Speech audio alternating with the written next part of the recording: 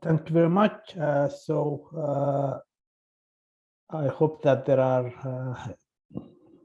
everybody has joined, so we can. Let me just check quickly that the presenters are here. Can you please confirm, Victor? Are you here? David, this is Verengai. Can you hear? Verengai, you're here. I thought you wouldn't be here. Okay. Victor and Hudia, are you here? Hudia? Yeah. Hello, David. Okay. Good morning. How are you? Good morning. Okay. Sorry, Mr. David. Just a quick interruption. So sorry. To confirm with Christophe, which assets would you need for interpretation? Please type it in the chat and I can assign you. Sorry, I'm not very clear. Right, this was for the interpreter to be able to get what is interpreting. He's answered. Thank you so much. Okay, good. So I don't see Hudia, but I think she can join us. Anyway, welcome to this session on community networks. I would like to start by presenting the various the presenters. So we have here three distinguished panelists. The first one is Verengai Mabika, who is Senior Policy Advisor at the Internet Society. Verengai joined the Global Public Policy Team as Senior Policy Advisor for Africa in 2017. He has been part of Internet Society Extended Family for several years, leading the creation of ISOC's chapter in Zimbabwe and joining ISOC delegation at the WTSA and later at the WTDC, I guess. The next speaker will be Victor Asante. Victor is Senior Manager at GIFEC in Ghana. Victor is a Senior Manager in charge of research and innovations at Ghana Universal Service Fund, the Ghana Investment Fund for Electronic Communication. He has been very active in the digital ecosystem, both in Ghana and abroad. He coordinated the first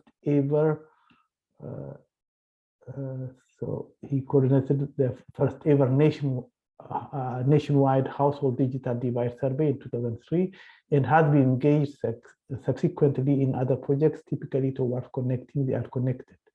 You can read his full bio on the website. The last but not least panelist is Hudia Gay.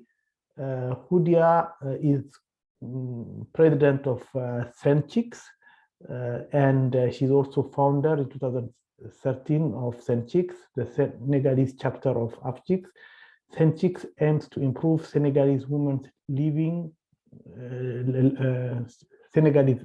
women's life using ICT tools and technologies, and to engage more women and girls to develop expertise in computer science, networking, and software development.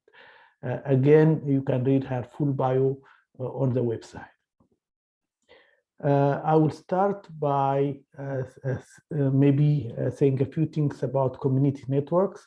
This is an area where the Internet Society, by the way, myself, I am Regional Vice President for Africa for Internet Society.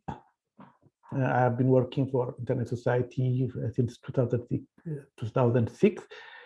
And before that, I was working as assistant professor at Addis Ababa University. Just to say a few things about this session. This session is about connecting the unconnected using community networks. Why is it important? It is important because as we have seen during the pandemic, internet is critical for everyone. Maybe before the pandemic, there were some doubts that not everyone needs it. But I think those doubts are no more there. We know that people need it to learn, to work, or even to meet with friends and families. And everyone needs it. You can be a woman, you have many things to do on the internet. You can be someone from the rural areas, and you might even need it more than people from the urban areas. But we have seen in the past that, unfortunately, there are some populations that are not connected, and that might not be connected for the coming years because they are not interesting for commercial operators. This is because they live in sparsely populated rural areas, for example, and they don't give the financial incentive that cities have, for example. Therefore, we believe that we need a complementary way to connect the unconnected, and we believe that the community networks are really a model that can be used in areas where, especially in areas where commercial operators are not interested to go. Without further ado, I would like to invite my colleague, Verengai Mabika, to speak about what the community networks are, and we'll continue with the other panelists after him. Thank you. Thank you very much, Dawit. Let me quickly share my screen. Please let me know if you can see this screen. Yes, we do. Okay, great. Thanks again, Dawit, and greetings, colleagues from wherever you are. Again, my name is Verengai Mabika, working with the Internet Society as Senior Policy Advisor for Africa. Today I'm quite glad to be joining colleagues from West Africa for this year West African IGF. And today session we are going to talk about some of our thinking around community networks, which we believe is a very important complementary solution to the connectivity problem that we currently have in the world. So just to pick up from where Dawit left, and also just to put this discussion into perspective, this graph will show you that the general internet users in the world globally, they're actually increasing gradually, and we are seeing this trend going up from the year 2001, and this graph goes to 2020, the year when we had the most difficult year with the COVID pandemic.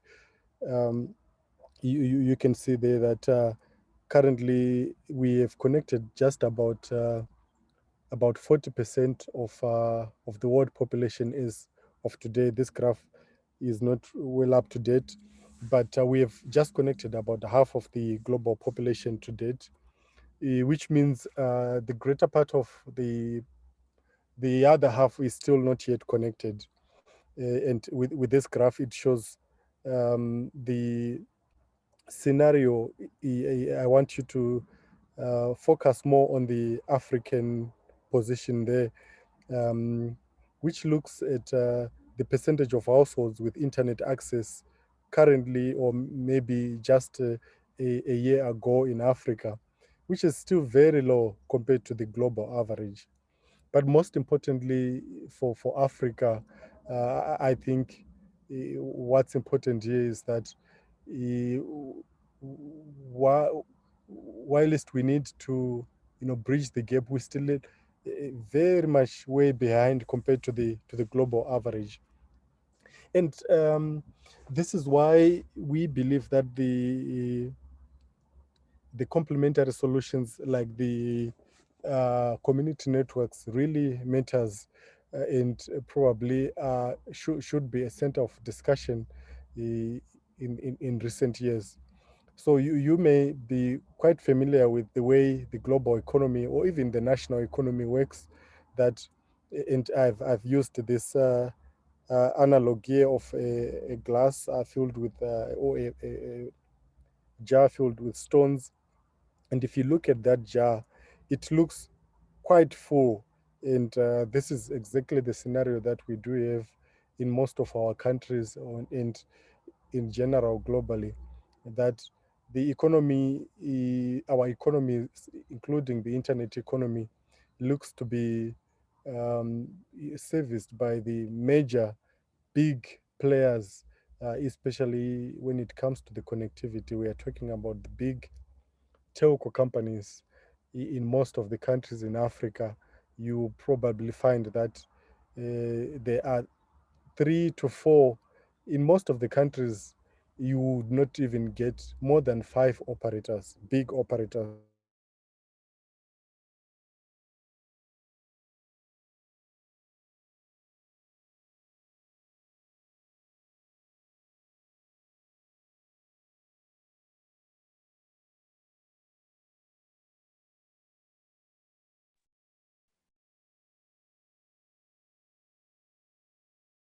Rangai, I can't hear you. Is it just me or? I can hear him too. On l'a perdu, on dirait. Oui, on va attendre. I'm sorry, he is in Zimbabwe and sometimes there are some connectivity issues. Okay. Hi, David. Hi. Okay, you're back. Yes, I didn't realize I was cut off. Yeah, for 30 seconds.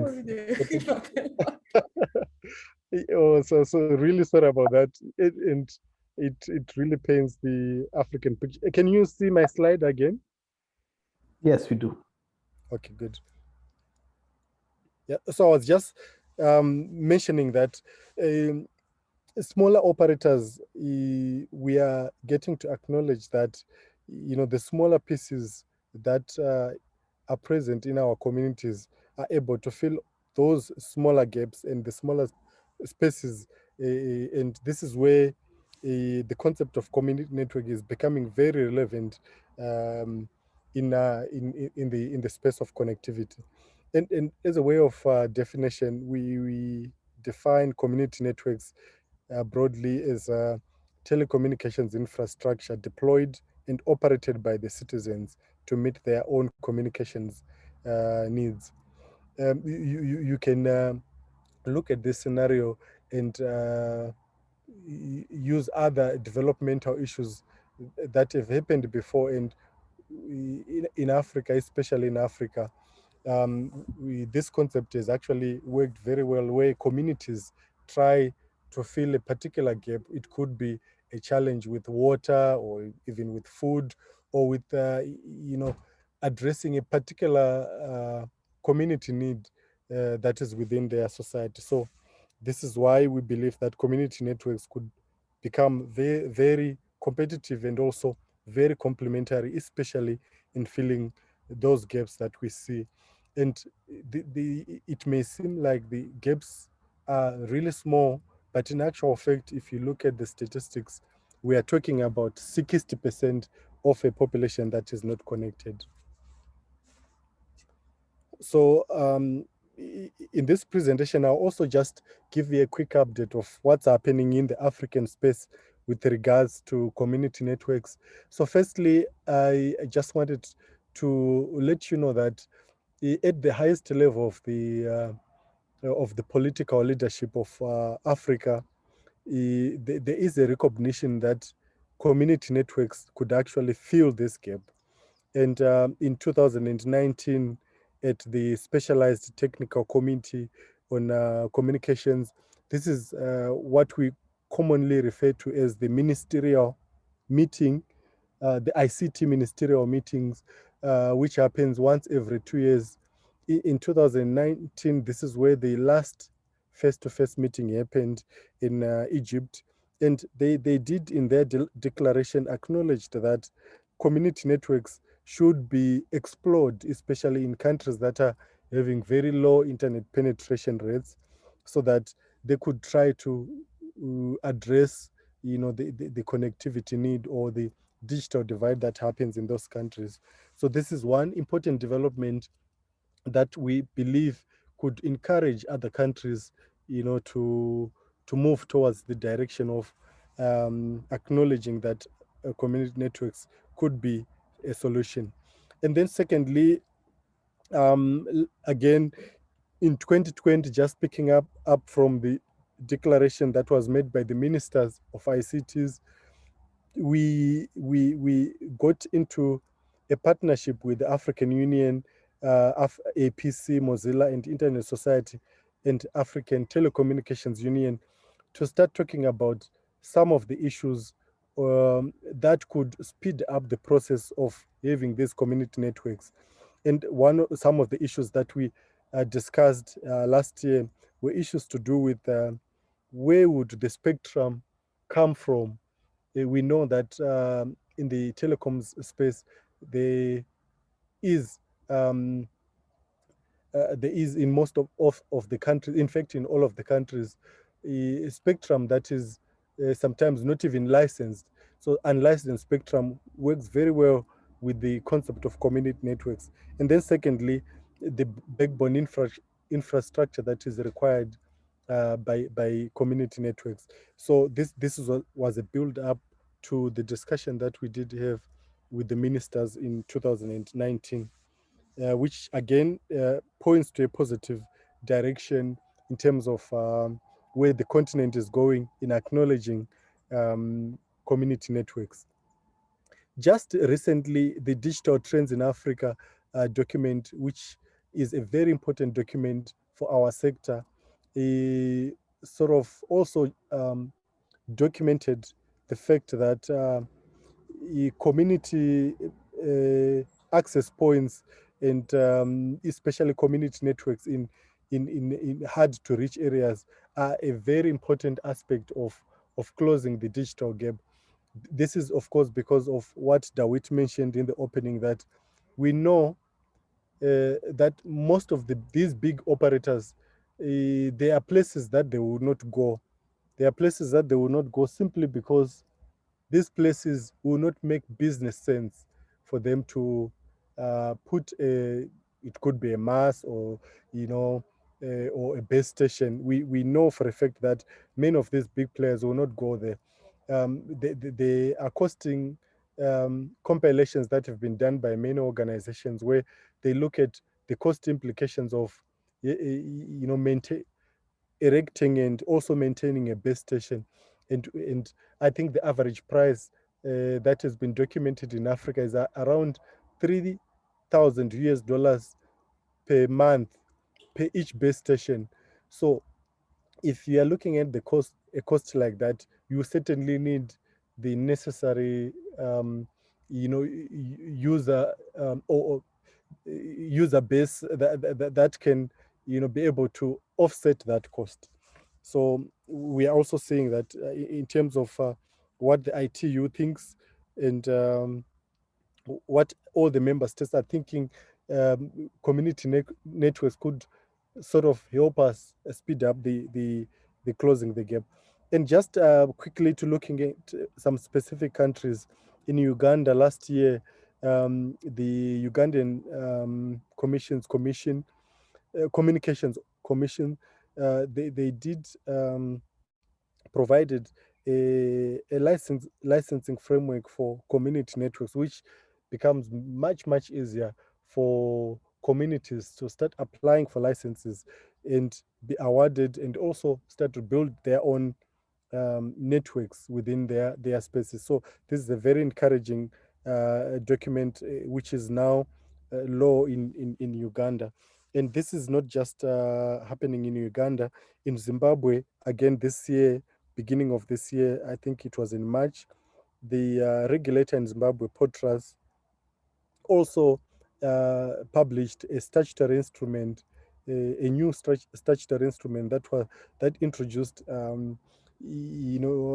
community internet service provider license, and with a very limited cost of just about $50 to apply for a license and $50 to renew the license. We think that is very encouraging.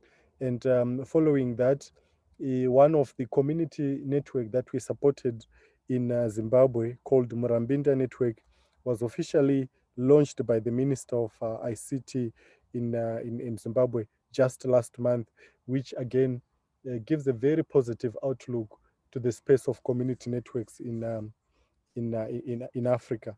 So these are very positive developments that we are seeing. We understand, we also know that Kenya, just a few months back in May, they've also invited comments for a draft licensing framework for shared spectrum for community networks. Again, Kenya being one of the forefronters in terms of one of the front runners in terms of the leading the internet space in Africa. We are seeing an encouraging message coming from Kenya also to acknowledge that even though Kenya is connected more than 80% of its population to the internet, they still want to consider community networks as an alternative or a complementary solution to the gap that they still have. So this is very encouraging and quite positive. So I thought this would sort of help us shaping our discussion on community networks. But of course, outside of these positives that we are seeing, we also know that there's still a lot of challenges and obstacles for community networks to grow.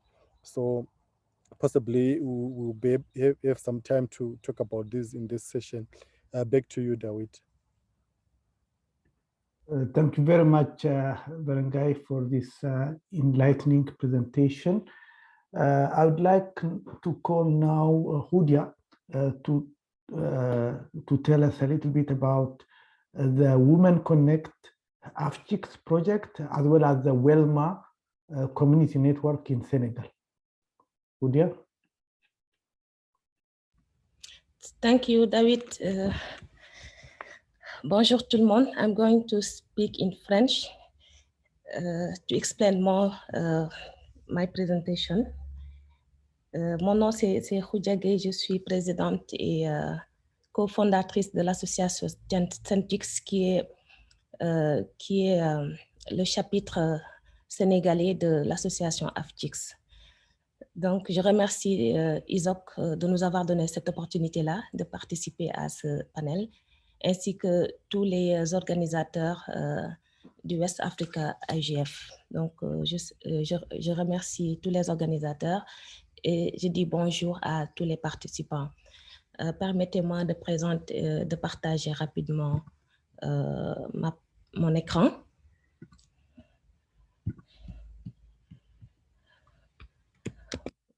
Voilà, est-ce que tout le monde voit mon écran? Oui. Ok. Merci. Un moment, je passe en mode diapo.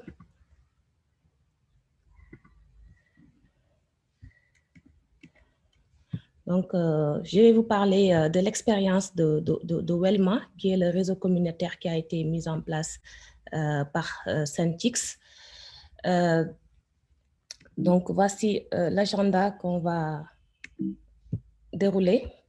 Voilà, je vais vous parler du projet global qui s'appelle WomenConnect Challenge, qui est un projet de l'USAID, financé par l'USAID, et pour lequel SenChix avait soumissionné. Et donc, le Sénégal fait partie donc, des pays qui avaient présenté un projet de réseau communautaire depuis 2018. Alors, rapidement, donc le WomenConnect Challenge, c'est un projet mis en place par l'USAID qui permet de mettre en place des approches sensibles aux gens pour connecter les communautés non connectées, les communautés défavorisées en utilisant des modèles de réseau communautaire. Donc, le but de ce projet, c'est de renforcer les capacités des femmes. Bon, vous allez nous permettre de faire focus sur les femmes parce qu'il s'agit de SenChix. Donc, de renforcer les capacités des femmes à mettre en place des réseaux et afin de fournir une connectivité à des communautés défavorisées. Pour notre projet, il s'agit du Sénégal, du Kenya, du Maroc et de la Namibie. La connectivité sera sous forme d'accès à Internet. Donc, on fournit l'accès à Internet. Ça peut être l'accès aux services de téléphonie mobile et à des outils et services numériques, c'est-à-dire des plateformes qui doivent être développées. Alors, le WomenConnect Challenge pour l'équipe de SenChix, c'est le board de SenChix composé des 5 que vous voyez sur la photo là.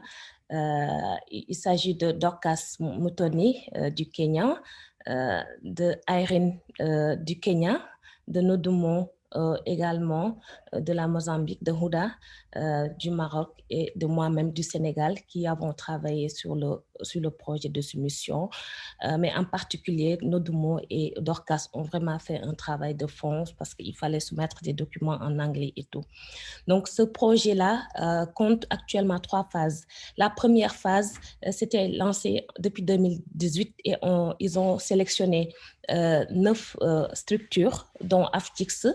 Pour la deuxième phase, elle a été lancée en 2019. Ils ont sélectionné 3 structures. Et pour la troisième phase, c'est la phase qui est d'ailleurs en cours. C'est lancé depuis 2020 et il y a eu 4 gagnants, et dont SenChix. Donc, SenChix n'a pas été sélectionné pour la deuxième phase. Donc, si vous voulez plus d'informations sur le projet WomenConnect Challenge de l'USAID, vous pouvez aller sur le site web WomenConnect Challenge.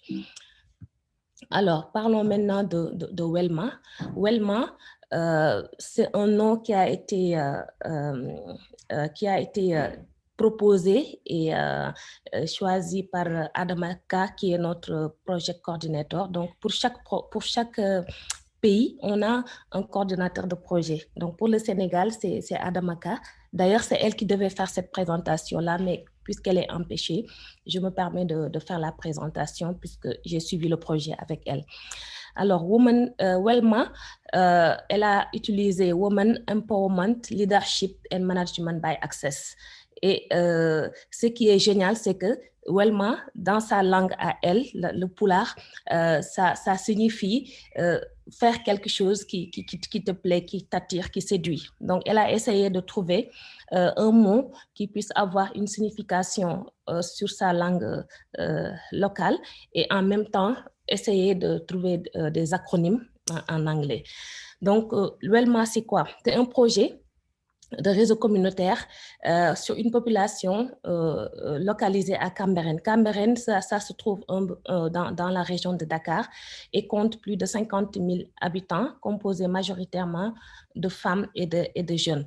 Donc, dans le cadre de ce projet, nous avons identifié les associations de femmes et de jeunes filles qui sont dans les domaines de la transformation de produits agricoles, halieutiques et de l'élevage, mais également qui sont dans les métiers de la restauration, de la couture, de la coiffure et de la microfinance. Donc, en regroupant toutes ces associations-là, on a su bâtir une communauté, en tout cas au niveau de Cambérène, sous le lead de Adamaka. Donc, ce réseau communautaire-là permet de créer un lien entre ces femmes et ces jeunes, et à terme, il permettra de regrouper ces femmes autour d'une entité commune qui servira de renforcer leurs capacités, parce que sur le plan formation, on a eu à réaliser des formations pour les jeunes, pour les femmes, mais aussi leur permettre d'avoir la visibilité pour pouvoir écouler leurs produits, parce que je dis ils parce que c'est les jeunes et les femmes, ils s'activent donc dans des domaines qui sont vraiment porteurs, mais par manque de visibilité, souvent ils n'arrivent pas à se faire connaître sur Internet ou bien ils n'arrivent pas à écouler rapidement leurs produits. Donc c'est ça l'objet de WELMA. Alors, les objectifs maintenant de WELMA, c'est de bâtir un réseau communautaire durable, d'accord, et d'avoir une communauté engagée, mais aussi former sur les outils Internet, de créer des opportunités d'affaires en étant connectés sur Internet, d'avoir une communauté de femmes capables d'apprendre en ligne et d'améliorer ses compétences en entrepreneuriat et dans l'employabilité. Donc, ce réseau communautaire-là aussi permet un changement des normes sociales liées aux gens et une meilleure utilisation des outils numériques. Parce qu'on a vu au début du projet, il y en a qui n'avaient jamais pu manipuler l'ordinateur, mais avec les formations des jeunes il y a beaucoup de femmes, on voyait même dans le groupe des femmes qui étaient avec leurs propres enfants et donc ça créait tout un engouement de toute une communauté. Alors, la méthodologie qui a été adoptée pour la mise en place de ce réseau-là, c'était d'identifier les problèmes liés à la communauté de Welma en termes d'écoulement de produits, en termes de business model, par exemple, et de voir en quoi les TIC peuvent apporter une solution. Donc, ça cadre parfaitement avec les missions de SenChix qui visent donc à accompagner les femmes à mieux valoriser leur travail, à mieux faire leur carrière en utilisant le numérique. Donc, au niveau, on a eu quand même des contraintes, je vais en parler tout à l'heure. On a eu à faire l'évaluation des ressources humaines. Donc, parmi les jeunes, on a pu identifier certains selon leur formation parce qu'on ne voulait pas prendre un prestataire qui viendrait réaliser le réseau, mais au sein de la communauté, on a pu avoir des jeunes engagés qu'on a formés et sous la direction de Adamaka, appuyé par Fanta Bouba ou moi-même, on a pu faire des formations pour encadrer ces jeunes-là sur le plan de la formation technique et on a pu définir la liste des besoins dont on a besoin pour la mise en place du projet. Mais également, ce projet nous a permis d'en connaître davantage sur le concept de réseau communautaire parce que c'est un concept quand même qui était nouveau pour nous et donc d'apprendre les meilleures pratiques en matière de gestion de réseau communautaire avec donc l'appui de SenChix. Donc, pour ce qui concerne les réalisations, nous avons lancé le réseau Welma le 6 novembre 2019 avec la consultante de l'USAID, Révi, qui a fait le déplacement sur Dakar. Et donc, sur ce slide-là, vous voyez le réseau qui a été conçu et qui devait interconnecter les 3 sites avec le nœud principal qui est logé au niveau du centre social. Mais faute de moyens, je vais y revenir tout à l'heure, ce réseau-là n'a pas été intégralement réalisé. C'est uniquement le cœur du réseau et l'accès Internet qui a été réalisé lors du lancement. Et il fallait donc chercher des partenaires pour pouvoir compléter le schéma global. Donc là, quelques images qui sont beaucoup plus parlantes. Il y a Adamaka, notre project lead, qui vraiment n'a pas hésité à monter sur les terrasses, à faire la connexion, accompagné des jeunes du quartier. Et sur la photo qui est plus en bas, il y a Révi qui a fait le tour donc, du quartier, a rencontré les femmes qui s'activent dans le domaine des produits halieutiques. Toujours au niveau des réalisations, on a installé un réseau communautaire de 40 mégas avec une antenne Wi-Fi omnidirectionnelle qui diffuse sur 300 mètres sur le site principal. On a effectué des sessions de formation technique pilotées par Fanta Bouba, par Adamaka et moi-même pour encadrer ces jeunes-là, leur capacité un peu pour pouvoir gérer eux-mêmes le réseau parce que SenChix n'était pas là pour faire la gestion du réseau, mais pour encadrer la communauté à pouvoir voler de ses propres ailes. On a formé les femmes donc, et les jeunes de la communauté dans les techniques de vente en ligne en utilisant les réseaux sociaux. Donc, à ce jour, Welma regroupe toutes les associations de femmes de la communauté de Cambérène avec plus de 300 membres. Donc, pour terminer, donc, je vais en venir aux perspectives. Notre objectif est de couvrir toute la zone géographique de Cambérène. Donc, nous devons étendre le réseau en ajoutant des antennes relais dans les différents sites déjà ciblés. Donc, les 3 sites que je vous ai montrés dans le network diagram.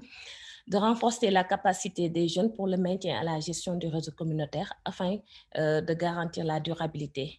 Voilà, pour que le réseau puisse être porté, géré par la communauté de Welma. De développer une plateforme de vente en ligne pour les femmes de la communauté de Welma, développer un plan d'affaires aussi permettant de rendre le réseau communautaire plus durable, parce que je ne veux pas en parler, lors des discussions, on va parler des difficultés rencontrées, mais le principal en tout cas, point de blocage, ça concerne ce point-là. Comment faire pour avoir, c'est-à-dire pour avoir la pérennité sur ce projet-là, de rechercher des partenaires locaux et internationaux pour appuyer les formations et prendre en charge la mise en place du réseau étendu à d'autres sites, mais également de prendre en charge la fourniture d'accès Internet, parce que ce n'est pas évident. On a voulu travailler avec des opérateurs, des FAI, mais ce n'est pas un concept qui est encore connu. Ils pensent que voilà, on est là pour leur prendre un peu sur leur business, alors que tel n'est pas le cas, parce que ces communautés-là sont des communautés défavorisées, encore une fois, qui n'ont pas peut-être les moyens de prendre une connectivité Internet tous les mois. Donc, le fait de bâtir ces réseaux communautaires-là pourrait permettre d'avoir le maximum de personnes sur Internet sans avoir à débourser des sous. Comme on le sait, dans nos pays, la connectivité coûte parfois cher pour certains. Donc, en Nota-Bene, nous avons prévu de relocaliser notre réseau de cœur dans la maison des femmes de la communauté, puisque la plupart des femmes se retrouvent au niveau de cette maison des femmes. On s'est dit pourquoi ne pas relocaliser le cœur du réseau et puis garder le cœur actuel comme un site secondaire. Voilà ce que je voulais partager rapidement. Je vous remercie de votre aimable attention et lors des échanges, on va revenir sur plus de détails. Merci David, je vous rends le micro. Merci beaucoup Rudia pour cette présentation très intéressante sur WomenConnect, mais aussi sur WELMA. Je pense que c'est très utile pour les participants de savoir le chemin que vous avez suivi pour arriver à ce point. Et je pense que c'est important aussi de savoir que les réseaux communautaires peuvent s'adapter un peu aux besoins locaux. Donc, dans ce cas, c'est des communautés essentiellement de femmes et de jeunes. Et nous allons voir dans d'autres situations, c'est différent. Et un peu c'est ça qui est très attractif avec les réseaux communautaires. Now I would like to invite Victor Atante so that he tell us a little bit about his experience in Ghana, another West African country, and what they have achieved or tried to achieve to build a community network in Ghana.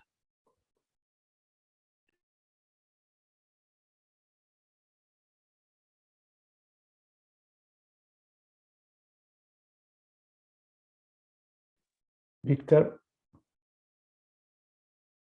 we can't hear you in case you're speaking.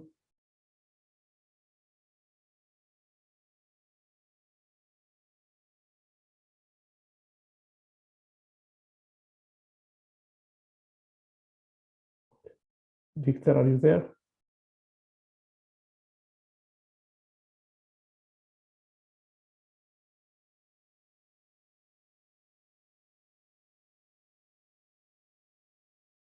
Victor?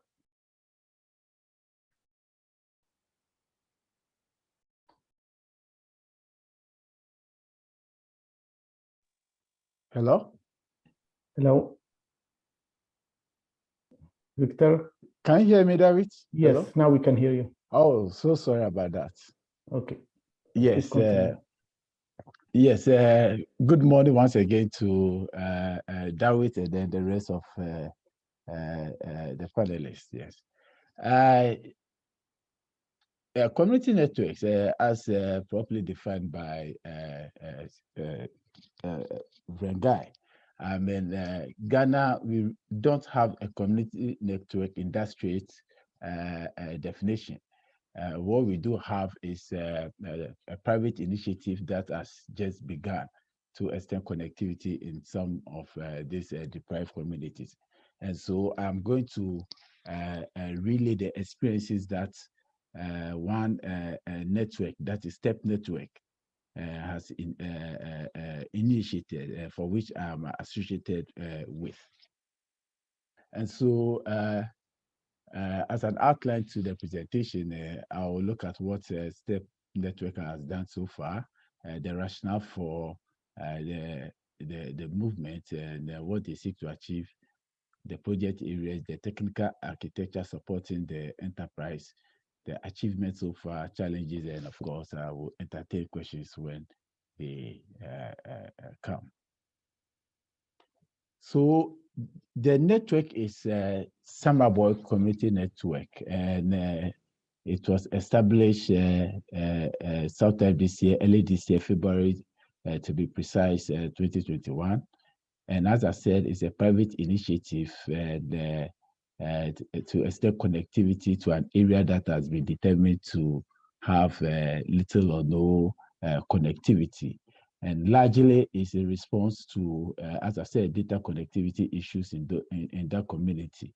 And it's an interesting community in the sense that if you look at the population strength of that community, it has close to about 30,000 people aside of the over 20 communities that adjoin that particular town. And so it is an area that is populous enough to gain the attraction of telcos, but it is also a paradox to find out that the connectivity within that area is not as you experience in other urban communities. So, as I said, I mean, these photos basically speak to the nature of assets that people have in the community. I mean, on the left side of the photos display, you see someone who's just have a phone on a wooden on a log to access voice connectivity. I don't believe that we would like to access community. We would like to access connectivity in such a manner. I mean, there's so meaningful connectivity that could actually be derived when one person is accessing connectivity in such a way. Then, of course, if you look at the second picture as well, I mean, this was captured in one of the household service that we embarked upon. I mean, the gentleman is fixing his telephone on top of the door. I mean, and in that whole household, that is the only place where a person could fix a device and then receive some level of connectivity. So yes, I mean, these pictures actually amplify the kind of connectivity challenges that we have in remote areas. And as I said, this is not a typical remote area. We are talking about a community that has about close to about 30,000 people, then with some other medium to large scale enterprises within that environment. So what is it that STEP Network seeks to achieve by the private initiative that they've started? I mean, basically is to improve internet connectivity in Summer Boy as the key community. But of course, as I said, there are 20 or so more communities within that periphery, and that those communities are also largely excluded. And so as you extend connectivity to Summer Boy, over a period, it might be scaled up to other communities within that enclave. Then again, it's digital literacy skills. I mean, we all appreciate the fact that you cannot have any, there wouldn't be any meaningful connectivity if people do not have this digital literacy skill to access connectivity. So basically, digital literacy skills are critical to ensure that there's an uptick in digital usage. Another arm of the initiative is to provide virtual learning system. Now, as you indicated, David, the pandemic also gave some insight into what the future holds. Actually, I mean, schools were shut down for close to a year, and schools within urban areas were able to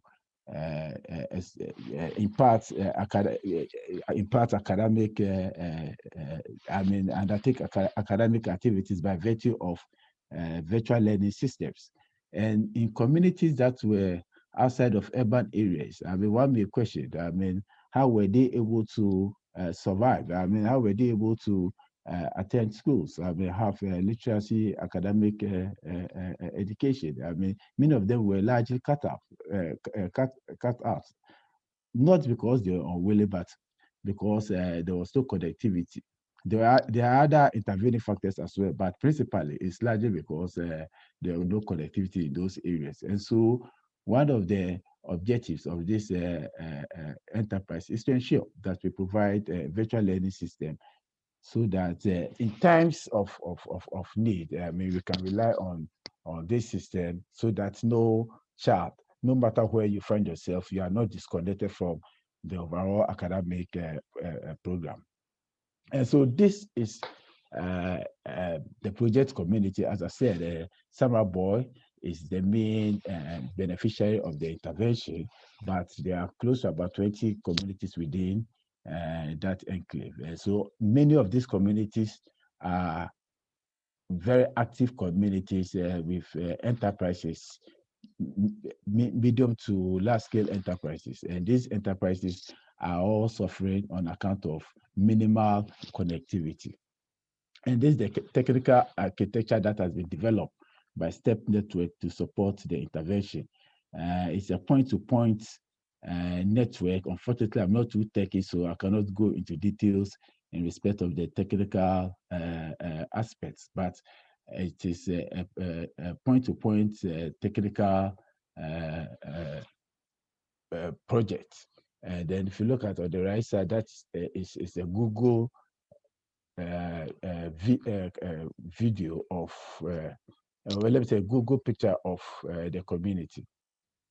So these are the physical elements that have also been provided to support the exercise. I mean, you have a server, and then these are servers that are, some are mounted on tall buildings within the community, for which the connectivity are extended from point to the other point up to the time that they get to the last mile. So what has been the achievement so far? I mean, let me emphasize that since STEP Network commenced this work, it has largely been more or less a trial project. So far, connectivity is being extended in these areas, but it is not commercial as yet. And so it is still on trial, and then to ensure to ascertain whether the technical elements that have been provided will be able to meet the demand. And so far, this is just a brief snapshot on the story that so far has been seen. And active users online as of yesterday, and these are people, as I said, are enjoying the service free. And as of yesterday or so, we had about 30 people who had logged on about close to midnight yesterday. We had just about 30. Oh no, I think I'm using a different slide. But as of yesterday, for example, we had about 30 or 35 people online close to midnight who were accessing the services. Typically because it is a free service, we are limited to about like 65 people to enjoy the service as of now. As and when that the service become commercial, it is expected that to roll up to other areas. So the virtual learning platform that I earlier stated, this is the virtual learning platform that has been designed by STEP Network to provide virtual learning to students within that area. Let me also indicate that there is a potential anchor client, and that is SenChix. And SenChix is a major login company, and where they are located is largely unconnected. And so what STEP Network is doing has gained their attention that they are likely to be the major anchor client on the community network. And this is the payment system that has been designed, and it is expected, I mean, that the rates that have been indicated here, at least for the initial initial activities. I mean, this is going to be the bundle that people will be paying, the bundle cost that people will be paying for service. We reckon that this is a rural area, a semi-rural area, so the bundle cost cannot be too high, that it becomes a disincentive for them to use the service.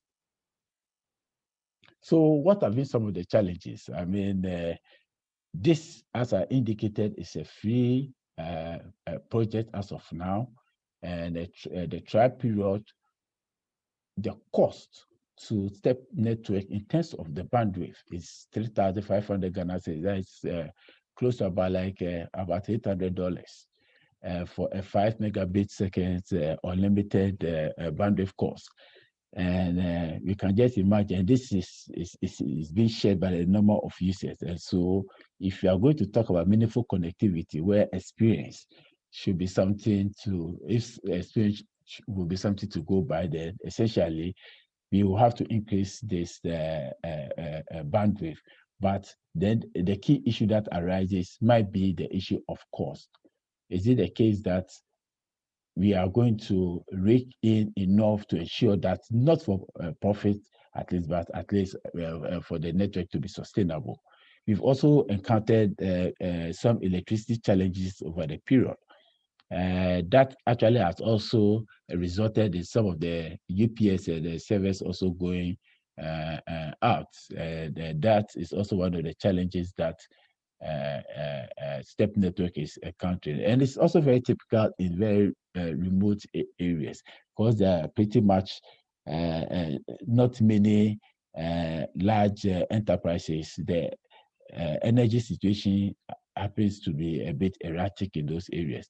Then we also have challenges with the ISPs. I mean, many of these ISPs see these areas as not too commercial for them, and so service to those areas are not top-notch, and that also affects the operators who rely on these ISPs for their activities. And so STEP Network is also having its fair share of the inadequacies of the major operators operating in those areas.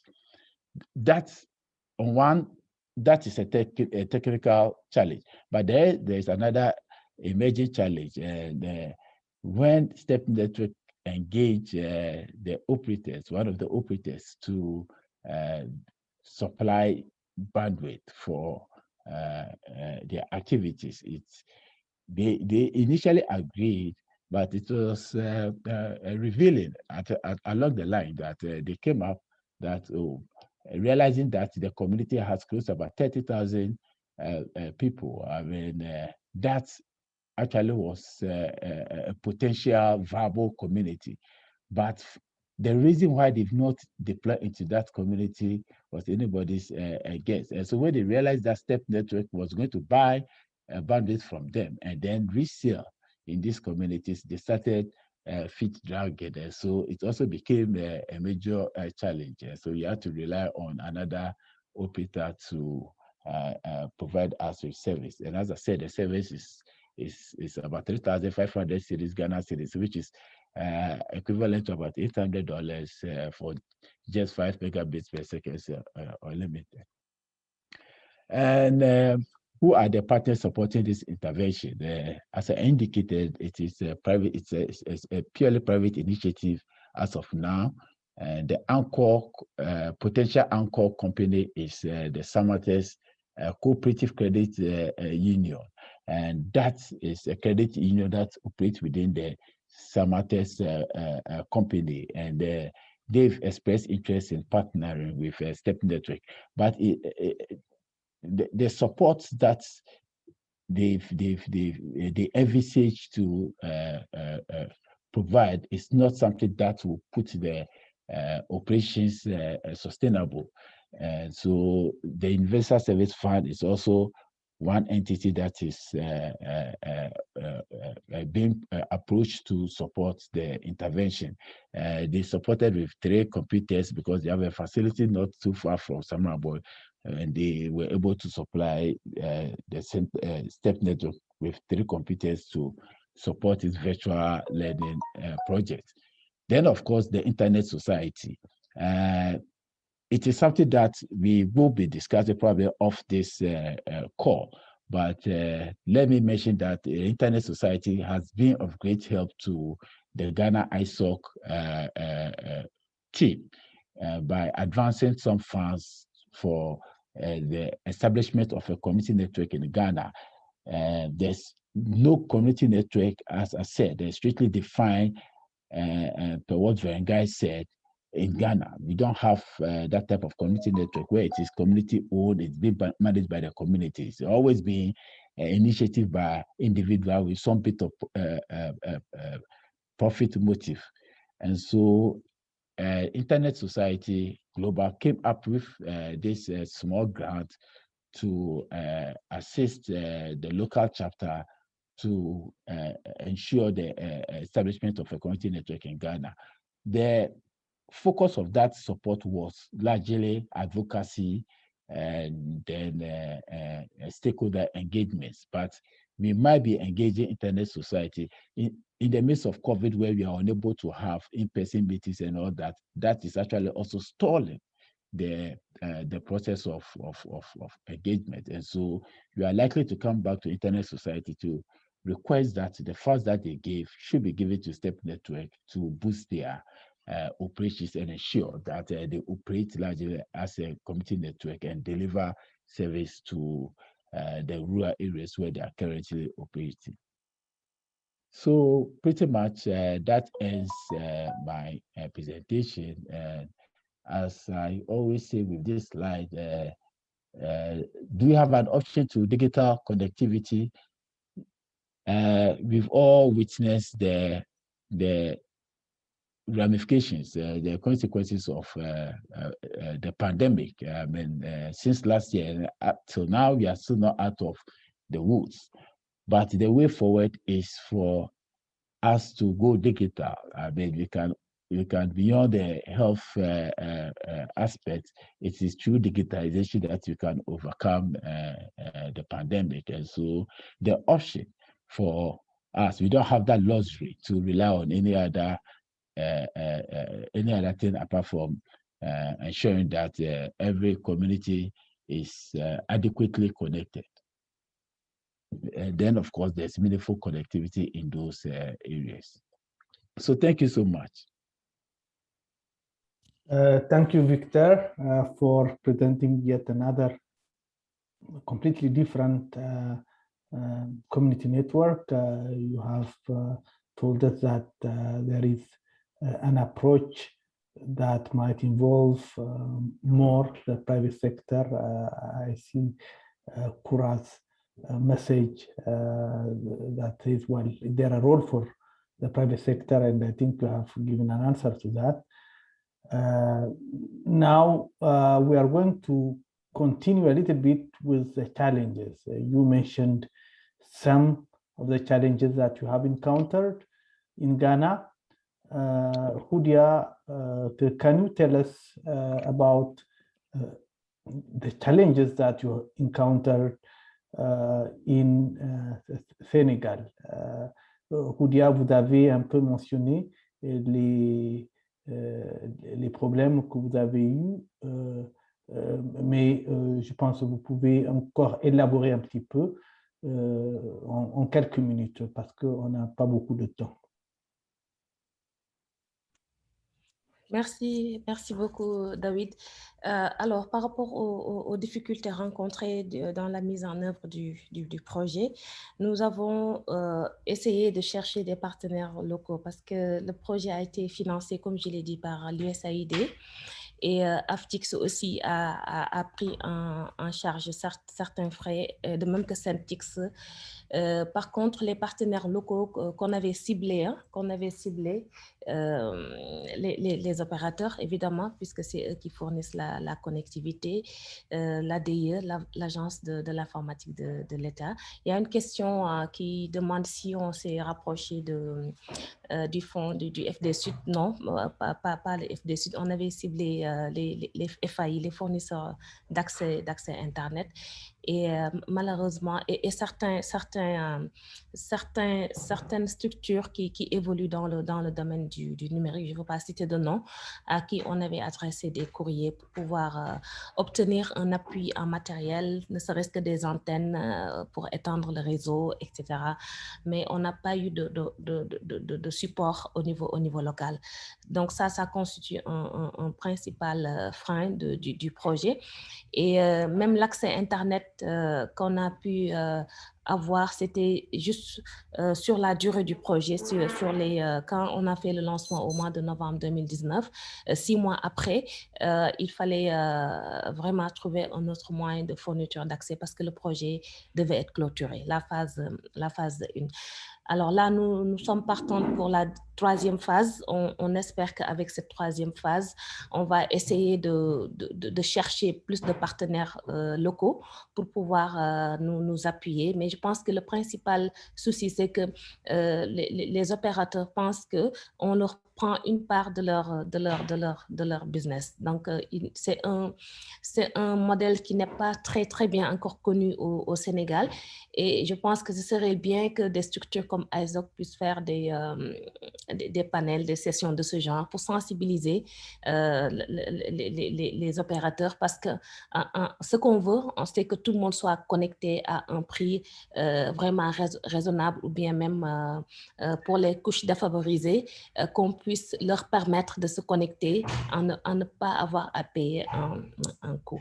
Donc voilà la principale difficulté à laquelle on est confronté. Et nous espérons qu'avec la phase 3, on va pouvoir y remédier. Merci. Merci, Roudia. Je pense maintenant, je vais inviter Berenguy pour qu'il nous présente un peu maybe I will switch to English so that Berenguy can follow. So Berenguy can talk now about the ISOC Community Network Handbook that is under development, that tries to present the kind of challenges that you have mentioned, as well as what needs to be done in order to overcome those challenges. Berenguy, you have the mic. Thanks, David. I hope you can hear me clearly. Yes, we can. Okay, good.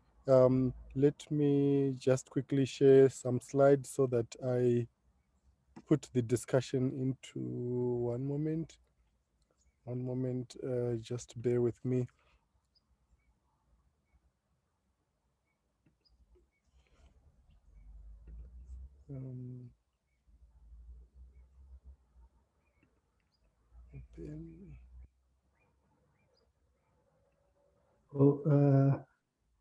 There is someone who's telling that the translation is not working, and I guess it's from French to English. Interpreters, is there any issue? I'm trying to check in one moment. Looking in the chat to see if the interpreters are still around to reassign. Kindly bear with us 1 minute. Okay, good. David, can I move on, or I should wait a bit? I can. Yeah, is the French Interpretation working. Est-ce que les francophones, vous entendez l'interprétation? Oui, oui. D'accord, Bonjour, donc on peut vous entend. continuer. On peut continuer s'il y a un problème du côté Yes, anglais. yes, we can hear. Okay, good. Then let's continue. Okay, thanks, David. Yeah, I'll quickly just talk about this solution, or in fact, this tool or an essential tool that we think might help address some of the issues that my two colleagues have mentioned. And I'll quickly do that so that we can have also we will have a bit of time to have some interaction and discussion. So looking at some of the issues that my colleagues have mentioned, that the way community networks are structured in different environments, in different countries, in different regions, it varies very rapidly. And at the moment, it's very difficult sometimes to see or to be able to follow an example of an existing CN. So you may see that in some areas, a CN may take a structure of a private organization. In some instances, it can take the frame of a not-for-profit organization. In some cases, even a community-oriented organization. So late last year, we decided to develop what we are calling a readiness assessment toolkit, which toolkit we believe is going to help communities do a few of the things, such as, firstly, before you undertake or before you undertake the process of developing a community network, we think that it is very important to be able to look at some of the things that we believe are the core elements of a community network. And I'm going to briefly just talk about these issues, the 6 elements that we think are very critical in addressing or in developing a community network. So this toolkit, briefly, what it does really is, firstly, to identify the critical stakeholders to assess whether a community and its partners are ready to develop a community network. So in the case of in West Africa, I think from the presentation my colleagues have mentioned, there are still very few countries that have had initiatives. The successful stories that we also know from our reading are all places like Nigeria, where they've for quite a few years been running some successful CNs. But we are hoping that this toolkit will sort of serve the community at large, as well as all the partners, to be able to navigate the process, firstly, the regulatory and policy framework, the technological issues, the organizational issues, as well as the most important aspect of a CN, which is the sustainability aspects.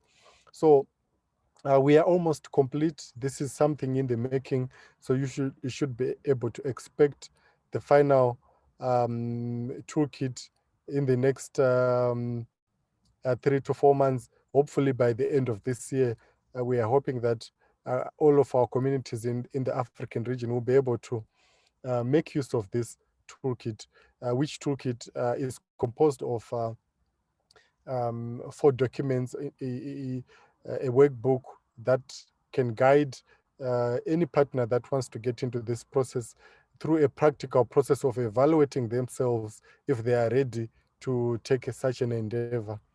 It also has some tools that looks at financial viability, and also a tool that is used for purposes of engaging with the communities. So the community engagement process is very necessary. So these are some of the 6 elements that we've highlighted in this toolkit. So firstly, the community, the function and the services of a CN, how it's structured in different places from our experience in Africa, the telecommunications framework, and also issues to do with the network itself and the spectrum issues. Fourthly, we also look at the technical considerations that you'd need. So looking at things like topology and other, the equipment, the kind of equipment, how to source it, and all those issues. We also look at, we cover in this toolkit strategic issues such as the organizational structure itself, looking at the most successful CNs and how they are structured formally or legally. And this is, I think, a very important aspect in thinking about a community network. And then lastly, we look at the financial aspect. Maybe just briefly going into some of the issues. When we look at the community, we are trying here to define the roles that the community should play in a community network, and most importantly, identifying those champions in almost all of the communities where a successful community project is implemented. They are usually the champions. So identifying those champions and the specific roles those champions are likely to play in a community network. When we look at the services and the function of a community network, we also look at the value proposition. So this section touches on those the specific roles that a community network would sort of serve its community with. In some of the cases, we have seen community networks expanding beyond just providing the connectivity, but also providing very essential skills in the digital space, like digital literacy. In some of the cases, even providing,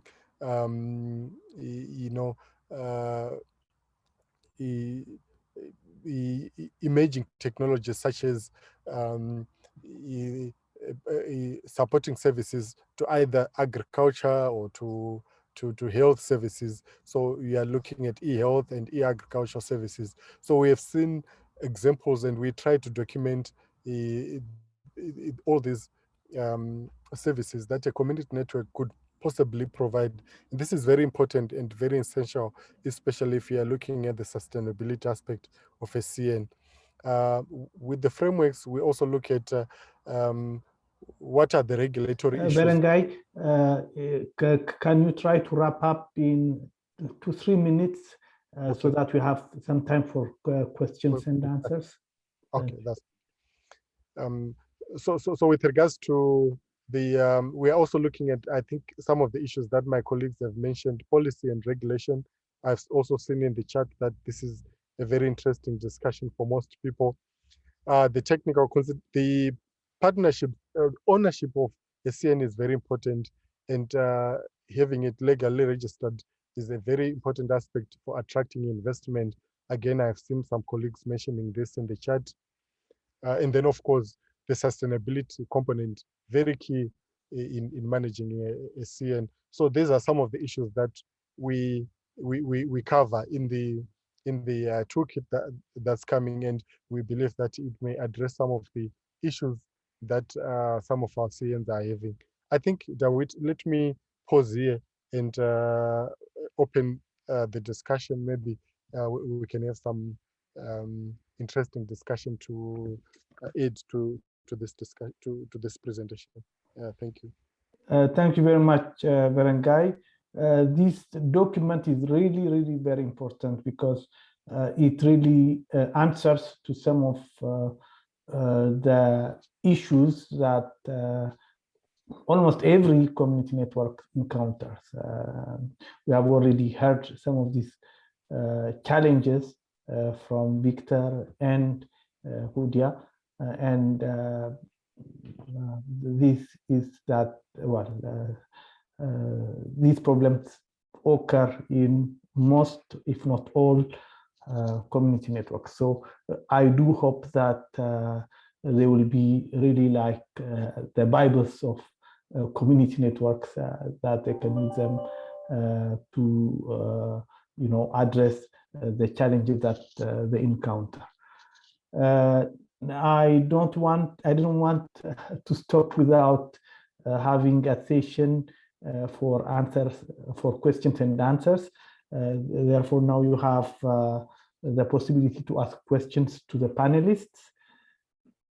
I have seen some questions in the chat room that have been answered for most, but I encourage you to ask a few questions in live as well.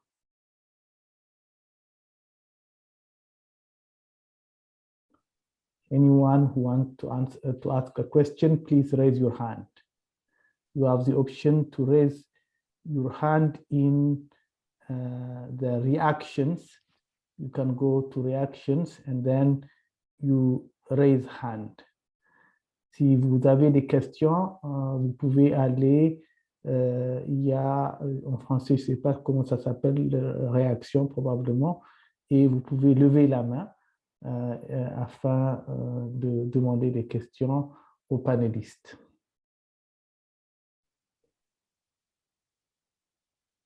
Hello, David. Yes.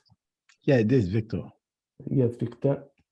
Yes. First, let me commend your team for this excellent work in respect of the toolkit.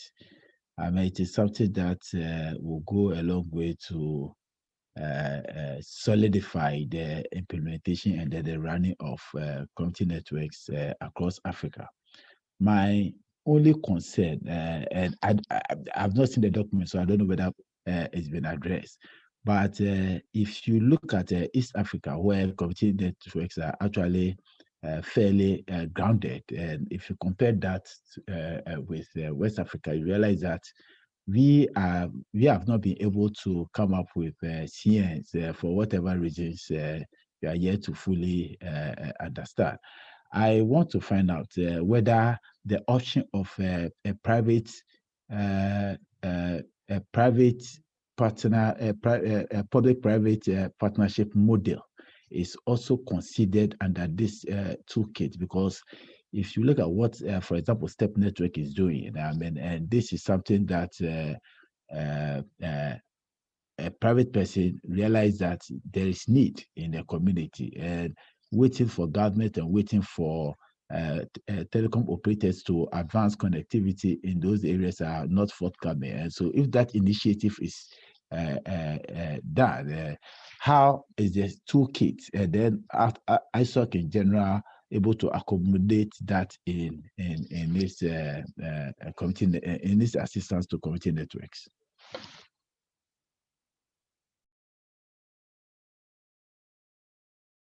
Thank you, Victor. I'm really sorry that the French interpretation doesn't seem to work.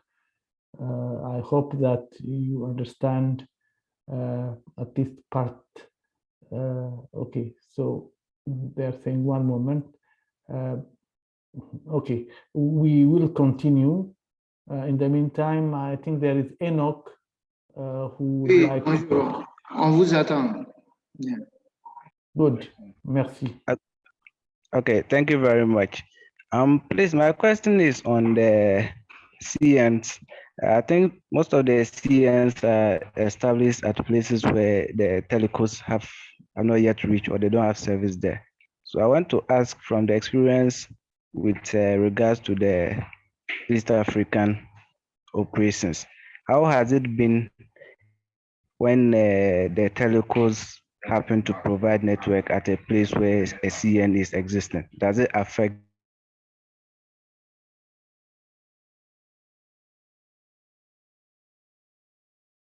Okay, I don't know if you have finished your question, but I think we can get it. So in case you didn't hear what has been the interaction in the country very much? Okay, Enoch, you are in and out, but I think we got your question, and which is a very relevant and interesting question. What happens if an operator starts operating in an area where there is a community network? Can anyone answer to this question?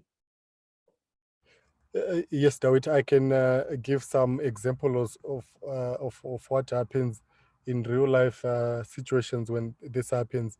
So in most cases where we do have CNs, we have seen that there are big operators that have acknowledged that community networks could actually provide a solution. So what they actually do in places like Zimbabwe and in Kenya and also in Uganda is that they actually provide the backhaul connection to the CN. So it may be sometimes in a fiber connection that reaches maybe a small town, but from that small town, the community networks is able to take it further using either satellite or other technology to those areas that the big telco operator is not able to reach. So in most of the cases, they are very win-win partnerships that are agreed, and also the cost implications. Sometimes the big operators, especially in Zimbabwe, also has to cover the costs as a way of social, what do you call it?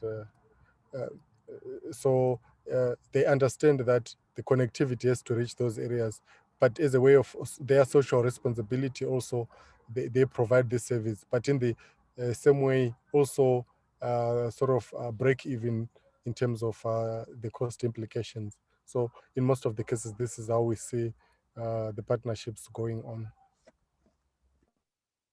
Well, to add to what Vengas said, I hold an opinion that if an area is considered a greenfield, and for several years there's not been any connectivity by any of these big operators, and you have the community network fully into that area, taking all the risks and amidst the sustainability challenges and all, is it possible that we could have an issue of policy where those areas that were initiated those by a community network, those areas will be sort of ring fence for the community networks to operate, although they might be enjoying the backhaul support from the major operators? Because I don't think it is fair that community networks will take all the struggle, and then later on they will just be hyped off the market share like that. But there is also another aspect which I think should also be considered by other community network operators. Yes, the operators will typically come and then extend data and voice connectivity. But then there are other sub-activities which the community networks could cover as niche areas. For example, digital skills training. And in areas where there is connectivity, but you don't have the digital skills to match up with the development. If people don't have the digital skills, how will they be active in digital use? And so the community networks could now decide that yes, they might not be engaged in the extension of connectivity, but they might look at these niche markets by offering digital literacy skills, virtual learning platforms, and other soft aspects as well. Thank you. Thanks, Victor. Maybe to add my thought on that, I think it's a little bit like, in other areas, like, for example, if you have small shops in an area and then you have a big supermarket that comes in that area. Sometimes, yes, those shops suffer and sometimes they might go out of business. But in many cases, they find their ways. They have their own niche of clients. They have, the proximity sometimes that the big shops, the big supermarkets don't have. So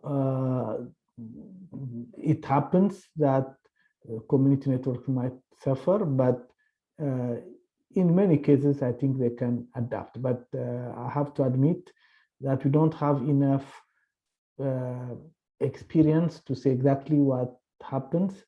And this is something maybe that we'll learn more in the future. There is one participant, Mark Carvel, who has been very active in the chat room. And he said that he's in a public space and he can't unmute. And he asks, can Internet Exchange Point provide support for community networks on, for example, on technical issues and reducing costs? So if you can answer to that question, do you have any experience of IXPs supporting community networks?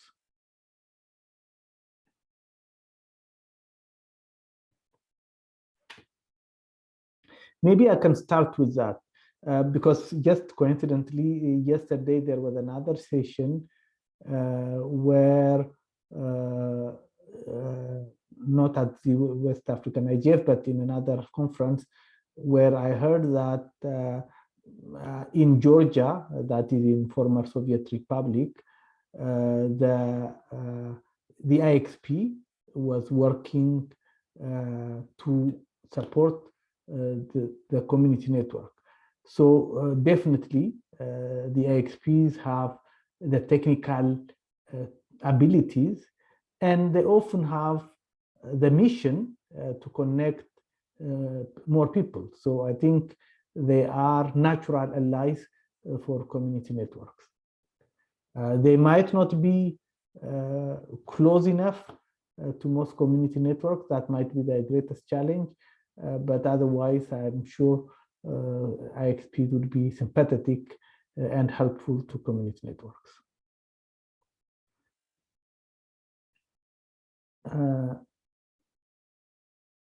What could be, Victor, you can speak, Victor. Well, I am also looking at the potential implications for the survival of community networks when strategies, I can see that coming up in Ghana pretty shortly. Strategies like digital roaming, I mean, as they come up, I mean, what will be the potential impact on community networks? Is something that I think that probably is we should be looking at as community networks activists. Definitely. So I'm sure that the community networks have a major role to play in the digital transformation strategies of that many African countries have, because you cannot talk about digital transformation without having everybody online. So I think community networks have a major role to play in I think in the near future. I think we are almost at the end of our session. The organizers, I think, would like us, maybe might need a minute or two. Are you there? Okay. So I think I can close this session. Generally, I think at least in a previous session, they want to have a picture of the panelists. I don't know if Victor, Berengai, and Hudia, you can switch on your cameras and then you can try to have a picture of the panelists.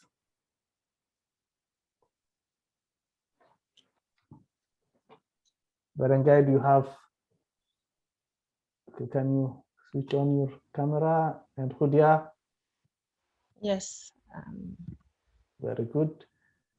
Okay, I don't know how to put the gallery view. Okay. I think everybody can put his camera on if you can, his or her camera on. Okay, good.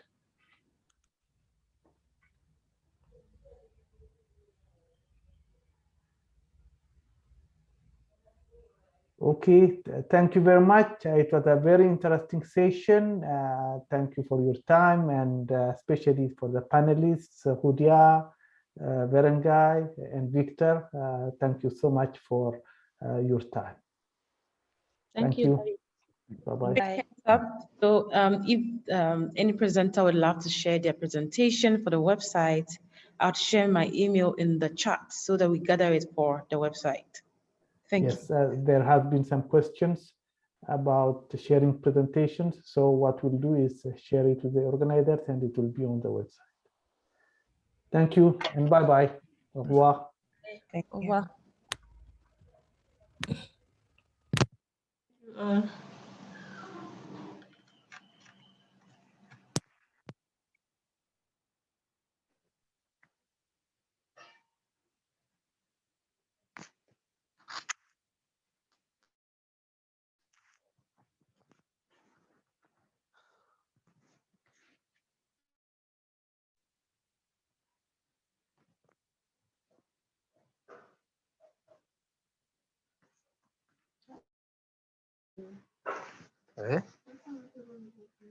Neme.